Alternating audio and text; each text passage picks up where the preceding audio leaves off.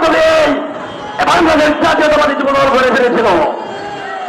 বাংলাদেশ জাতীয়তাবাদী যুবদল অনেক নেতৃত্ব সৃষ্টি করেছে সারা দেশে এবং বিদেশে।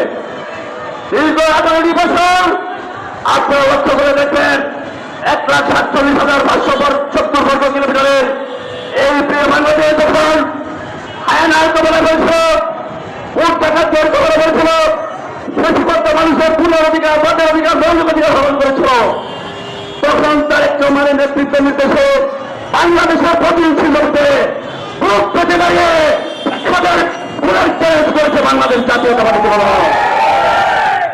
আজকে রাজ্য যুবদল থেকে ভয় দেখাতে চান, যুবদলের কারা সুন্দর হতে চান, যুবদলের নামে খাদ্য সৃষ্টি করতে চান, যুবদল করে এই এলাকার যুবদল কারা করে আমরা কিন্তু সবাইকে চিনি।